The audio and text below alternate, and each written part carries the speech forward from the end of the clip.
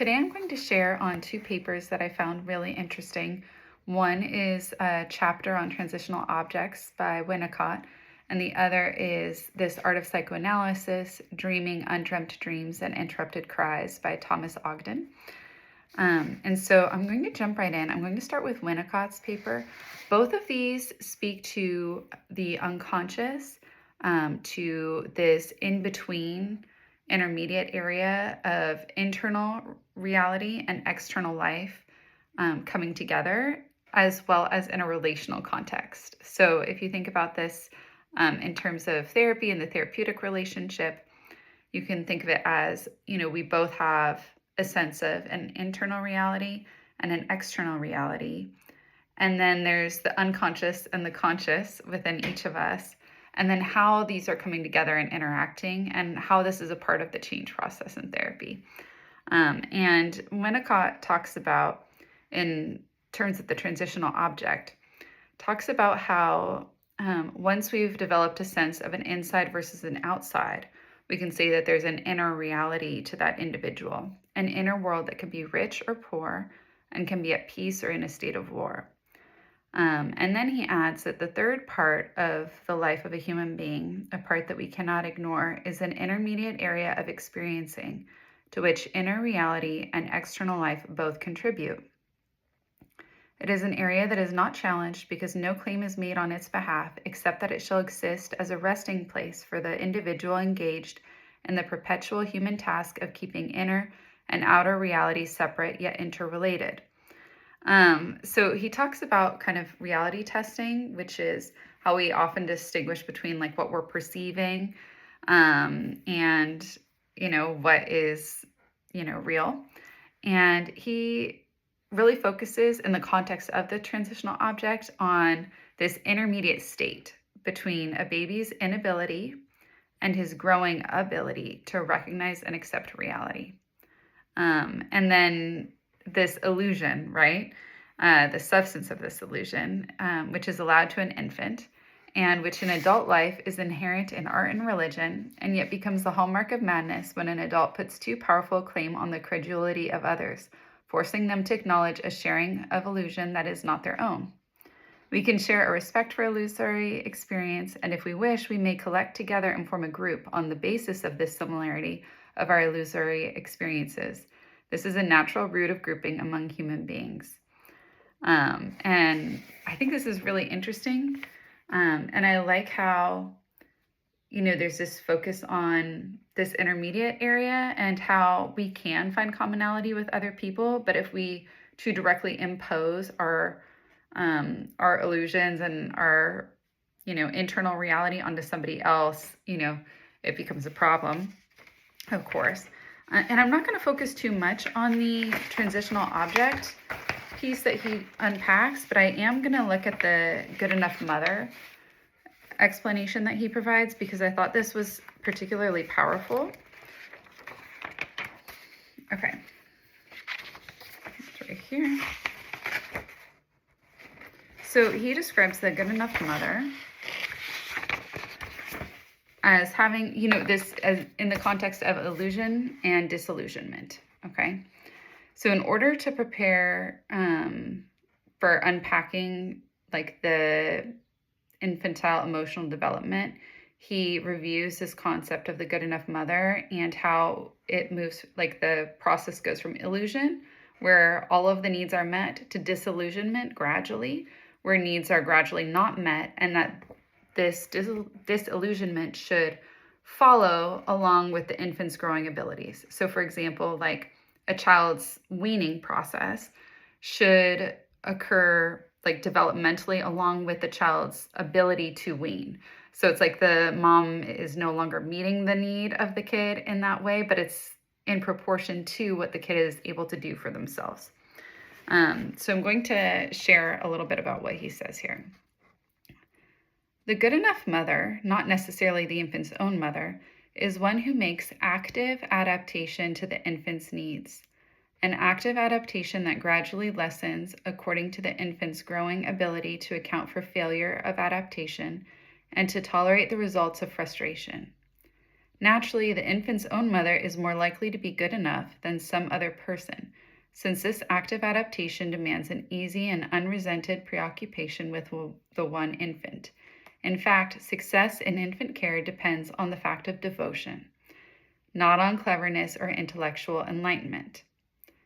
When I first read this concept of infant care depending on devotion resonated so strongly with me, both as someone, who is a mom and tries to be a good enough mom, and as, an adult child, and as a therapist too, because often there is this symbolism, right, of the therapist-client relationship being familial in this way, right? Where the therapist is like the parent ego, and then the client has like the child, is in like the child position. Although, that is a topic for another day. I could really unpack that one. But just to say that I love this sense of devotion because, as my own therapist pointed out, devotion is often used in religious contexts, which hadn't occurred to me until she said that. But to me, it implies this like absorption and this intensity and purity of like intent and of resource, right? Too, like that it becomes a priority.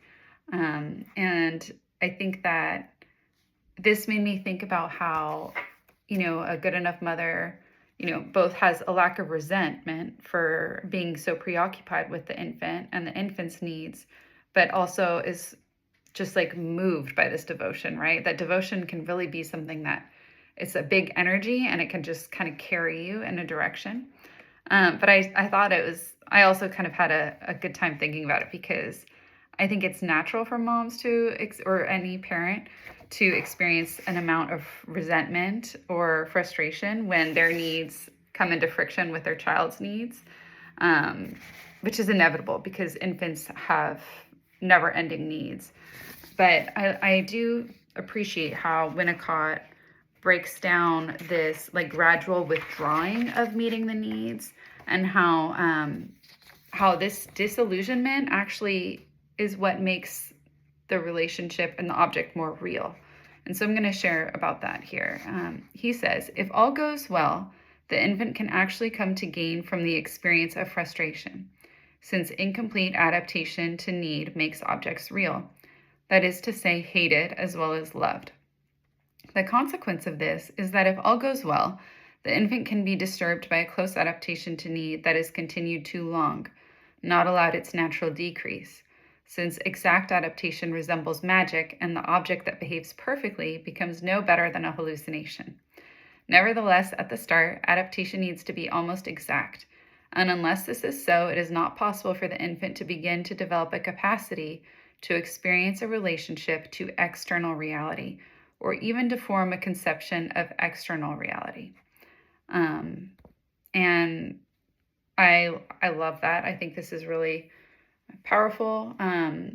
Also, like this illusion that he's talking about is that babies need to develop omnipotence. And this is like the whole, the baby is hungry and then they are fed, right? And to the baby, it's like, this is within my magical control, right? I'm hungry and then I am fed. Of course, there are people who, there's an interruption in this need meeting process, either because of the caregiver's limitations or even the infant's own experience, right? Like feeding difficulties and things that are outside of the control of both the infant and the parent. But if this omnipotence doesn't develop, then it can't gradually be broken down in a developmentally appropriate way. And that can interfere with our sense of reality, external reality and internal reality, and even that sense of our separation from ourselves and others. And so I really like that idea that the frustration and the incomplete adaptation, when it's developmentally appropriate, is, it's transformative. It's important. And from a therapeutic perspective, it's also reassuring because there's no need to be a perfect therapist. Although I think any therapist would probably say that if you have too big of a rupture too soon in the relationship will fail, right? And that having a, really strong, powerful therapeutic alliance is reliant on navigating small, gradual ruptures and being able to repair those. And that, if we meet every need, that wouldn't be healthy, right? Therapists, we have our boundaries and our codes of ethics to help maintain like this safe, containing environment, right? And to kind of, that can push back itself, right? Because naturally people are going to ask us for things that we can't provide as therapists. And it does make us more real. It does highlight how we are an external object. We're not within their magical control. And in a way, that's a really good thing. But we can also be prepared to work through the frustration when this comes up. And so I think this paper is actually a really good one for looking at countertransference and transference, as well as looking at the psychoid, which is like this semi-unconscious, semi-conscious realm. And, Winnicott does write here a little bit more about, this illusion and the role that the transitional object plays in the illusion. But the big piece here is that the transitional object represents the infant's transition from a state of being merged with the mother to a state of being in relation to the mother as something outside and separate. And I like that. It's very simple, right? But it's just a part of like the natural development. And Winnicott does kind of talk about how in adults, this we have the ability to use art and creativity, religion, philosophy as a way of bridging this illusion space and exploring like our internal reality versus our external reality. And it's like an adaptive way to do that, right? Because we can connect with other people in these creative spaces and these creative forms of engagement. And of course, therapy is another way to occupy this in-between space where often in therapy, we are in the position of wondering, okay, like how much of this is your perception? How much of this is reality, right? Like if you had an interaction with some people and you're making certain conclusions about them and about the world and about yourself, like it can be really hard to know how much of this is inside, how much of this is outside. And then, what do we do about it, right? And so this brings me to Ogden's paper. And I found this to be a great paper. I think anyone in training to be a therapist should take a look at it. Okay, so he begins by saying that psychoanalysis is a lived emotional experience. As such, it cannot be translated, transcribed, recorded, explained, understood, or told in words.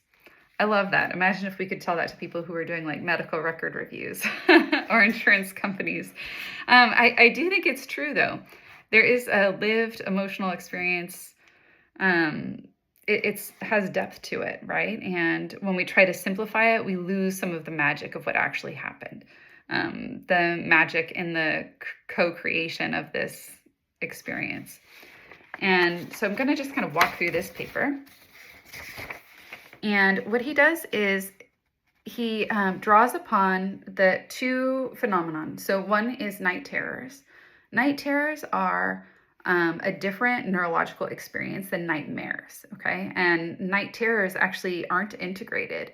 Often children, they don't remember having night terrors, and they can't be comforted at all when they've had one. The next day they wake up, they usually don't remember having it at all.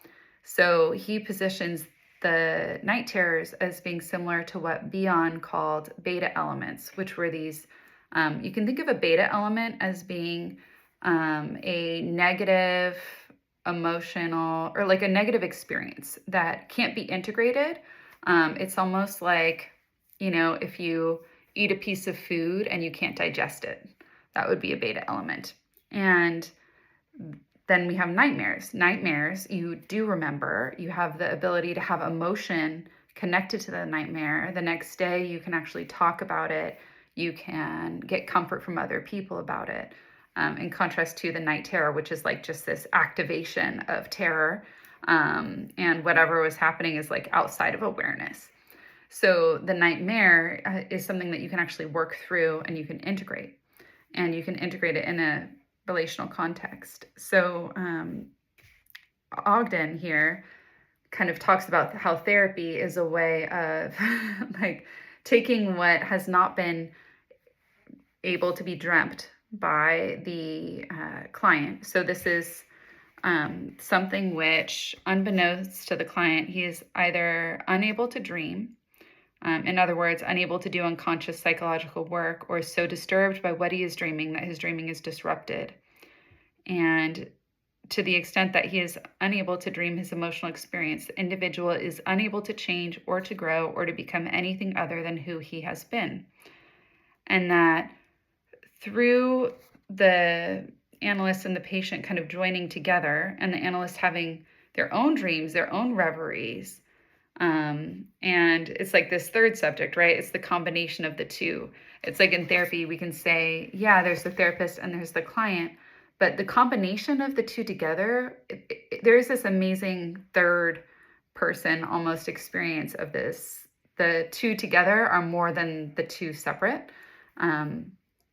And how that has like this transformative capacity, and it's this like mutual dreaming, and the analyst being able to feed it back through language that allows for the patient to continue their own work, and dream themselves more fully into existence, as Ogden says. So he talks a little bit about, the beta elements and then the alpha functioning, which is the alpha elements are like the elements of experience that you can link together, that you can think about, you can dream about, you can integrate, and how, the ability to sleep and dream, is important for integrating our experience. And then there's this piece here on the therapeutic relationship that I thought was really good. Because we do learn when we're able to integrate, right? But these night terrors, they're like split off pockets, as Ogden said, or broad sectors of psychosis, or as aspects of the personality in which experience is foreclosed from psychological elaboration. Among the disorders characterized by such foreclosure are the psychosomatic disorders and severe perversions, autistic encapsulation, so forth. But basically today what we would say is things that have been like dissociated to some extent or split off from the rest of the mind. And so these pockets, right, if we're able to come into relation with them and work through them, there's something here that can be learned and that is important for the development of the individual. Okay. So I love this here. So the dreams dreamt by the patient and analyst, as Ogden says, are at the same time their own dreams and reveries and those of a third subject who is both and neither patient and analyst. The experiment that is psychoanalysis is founded upon a paradox. Psychoanalysis is an evolving set of ideas and principles of technique, more a bundle of sticks than a seamless whole, which have been developed over the course of the past century, and yet at the same time, it is the analyst's responsibility to reinvent psychoanalysis for each patient and continue to reinvent it throughout the course of analysis. Any new mother or father who has had more than one child has learned, with a combination of shock and delight, that each new infant seems to be only a distant relative of his or her older siblings. A mother and father must reinvent what it is to be a mother and father with each child, and must continue to do so in each phase of the life of the child and the family. Similarly, the analyst must learn anew how to be an analyst with each patient in each session. And I love this because for years I could not really make heads or tails of what Beyond said about entering like each session free of memory and desire. I couldn't really figure that out. But this makes sense to me, which is, and I love how Ogden breaks down how basically we have to have learned from our experience as therapists or analysts, right? We have to have learned from our experience enough to let go of that, what we know, and really be present with a client, and to basically learn anew how to be effective with each person, because each person is an individual, right? And very different. And I think this is great because it really does celebrate the individuality of the therapist, the client, and then of that space between them, right? Like that kind of magical combination and the transformative power of that. this intersubjective analytic third. And this analytic third is forever in the process of coming into being in the emotional force field generated by the interplay of the unconscious of patient and analyst. And it is the task of the analyst as separate subject over time to become aware of and to verbally symbolize for himself his experiences in and of the analytic third. The analyst may eventually speak to the patient from that experience about his thoughts concerning what is occurring at an unconscious level between himself and the patient. In doing so, the analyst is attempting to engage the patient in a form of conscious thinking that may function in concert with and may be facilitative of the patient's unconscious work of dreaming. I love that. And to me, that illustrates, so much of the healing power of therapy. And I've noticed too that with, in my clinical work, that being able to be receptive to what people are experiencing on a very deep level, to kind of immerse myself in the process with them, allows for really important things to kind of come to the surface, and it helps the therapy kind of feel alive, right? And to me, this brings me back to Winnicott's concept of devotion. I do think that there's a lot of devotion in the work I do. Like, I can't see myself practicing therapy with someone where I didn't feel devoted to our work. It just wouldn't feel right. There wouldn't be any purpose to doing it. Because it requires a deep investment. And here, Ogden says that the goal of therapy is of enhancing the patient's capacity to be alive to as much as possible of the full spectrum of human experience. Coming to life emotionally is, to my mind, synonymous with becoming increasingly able to dream one's experience, which is to dream oneself into existence. And I think that's great. I do think that is the goal of therapy. In my mind, it's like the underlying goal. We have more granular goals, of course, but that's important. And, Ogden then talks about how psychoanalysis involves the analyst getting to know the patient, which sounds deceptively simple, and also the patient's coming to feel known by the analyst, as well as the patient's feeling that he is getting to know himself and the analyst. And I always find that interesting, right? Like how who I am as a person is kind of experienced by someone without me, disclosing too much information about myself. It's just kind of like their felt experience of me in session and the way that I'm participating in their work. And Ogden references beyond again, and he says the analyst's shedding of what he already knows requires that he has, in fact, learned from his experience. Only then can he attempt to free himself of what he thought he knew in order to be receptive to all that he does not know. And being receptive to what you don't know is, I think, key in both being like a good enough mother, good enough parent, and also being a good enough therapist, because we have to tolerate the unknown. I think sometimes people really collapse the almost like that therapeutic field and like the space that we're working in when they can't tolerate the uncertainty or the discomfort of not knowing. And so we kind of try to close the gap. For example, if someone can't entirely remember something traumatic that happened to them, I think it's a common pitfall for a therapist to just be like, well, I believe you, I believe it happened, if the client is saying that they don't know, right? I think that's not necessarily helpful. Of course, this is like a case-by-case basis, but in my experience, what's most helpful is for us to tolerate that, and to even say, like, I'm here to support you. Like, it's okay if you don't know. It's okay. Like, let's notice the drive to know for sure. Let's notice how it feels to sit in this uncertainty, to sit in this discomfort. I would never question someone's certainty that, they've been through a traumatic experience, or that they suspect that one has occurred to them. That's not helpful. That's not what I'm talking about. What I'm talking about is the importance of us being able to just be with someone as they go through their own journey and like dreaming what they need to dream and working through what they need to work through, and for us to not take a shortcut and for us to really just kind of even say like how hard it is, right? And to just be with them in that struggle. Okay, and then here too, oh yeah, like this. There's this, some people say that, a patient cannot really know the analyst because, the patient doesn't know all the stuff that happened to the analyst outside of the, therapy session. And he says, what is flawed about this idea, as I see it, is that it does not sufficiently take into account the fact that, to the extent that the analyst's life experiences both within and outside of the analytic setting are significant, they genuinely change who the analyst is.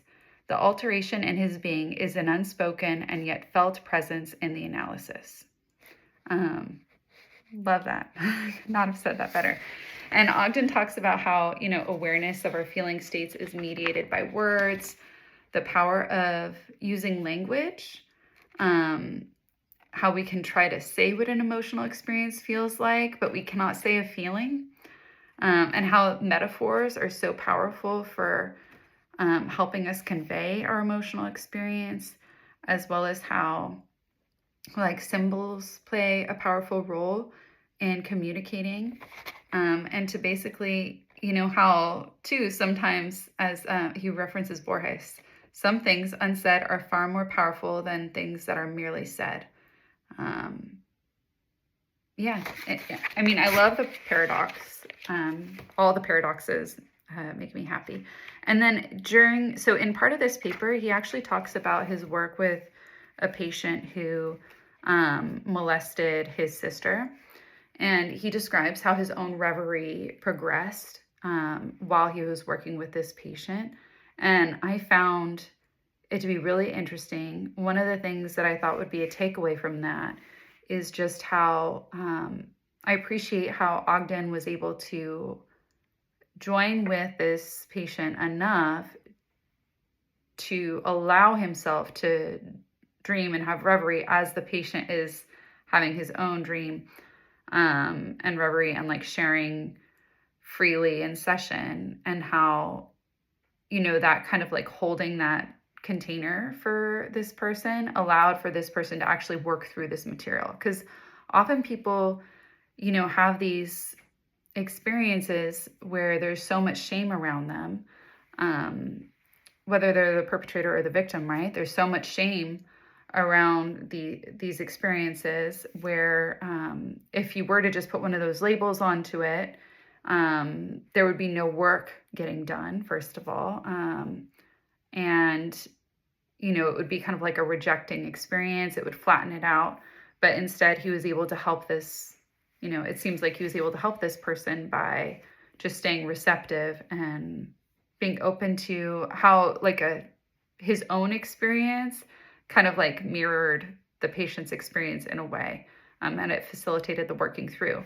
And it made me think about, there have been times, throughout my career when I've been really struck by that parallel experience between, what someone's talking about and then how it's showing up in my, my own unconscious, or like bubbling up in my own life. And there was one that I thought I could share, which is, there was a time when I was working with a lot of older adults who had hoarding behavior and who lived in very disorganized places that weren't in good condition, because they needed more support, right? And also, it was a reflection of what was happening inside of them too, like what was going on internally. And I was working so hard during this time, and it was when I was a student at Pacifica, and so I was commuting. So I would work like Monday through, I think it was Thursday, and then Thursday night I would drive up to Santa Barbara, and I would go to lecture like Friday, Saturday, Sunday, and then drive home and then work on Monday and work Monday through Friday. And that was a lot. That was really intense. But I remember there was this one weekend when I drove up for school and someone needed a ride. And I'm like, yeah, sure, I can give you a ride. And I opened the back seat of my car and it was filled with stuff. There was so much stuff in my car. I had like a laundry basket in there with laundry I had meant to done. Like all kinds of stuff was in there. And I was like, oh my gosh, I had this moment where I was like, I didn't think that I tend to be a very organized person. I really like my space to be orderly. And I had this moment of like, oh my gosh, look at the inside of my car. Like it's so full, there's not even room for people in it. And I am like, how am I taking my work home from me, right? Or home with me? Like it really kind of made me look at how my like mind was responding to the work I was doing, and how, I mean, obviously I was like over functioning at that point. And but it was really interesting because there is this like kind of like things bubble up, right?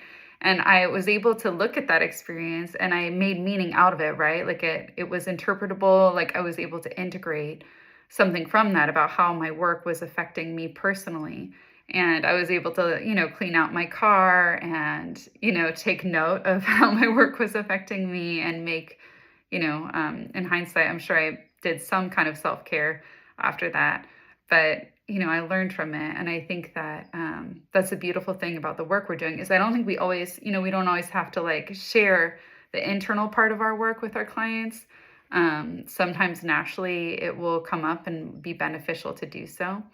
But I really like both of these papers, and how I printed them out a while ago. I had been saving them, and how they come together. And in closing, I just wanted to bring us back to that statement on devotion. And something that occurred to me was, many of us might not have had the felt experience of someone being devoted to us. But what would it be like to be devoted to yourself? And not in like a narcissistic way or anything, but in that sense of like really choosing yourself, choosing your own development, embracing what you need. And something that came up for me is I've been kind of contemplating what it would be like to have, because I sublet an office, like what it would be like to have my own office that I could set up how I wanted to. I could use it whenever I wanted to with clients. And I was like, oh, that would feel like an act of devotion. And I just thought that was really cool. And I thought it might be helpful for whoever's listening to this to think about, like, is there an act of devotion that you feel called to do for yourself? It could be, for someone else, for the environment, But yeah, just a closing thought. And if you have any questions for me, or if you would like to share what you took away from this video or from these articles, please let me know. I would love to hear your thoughts.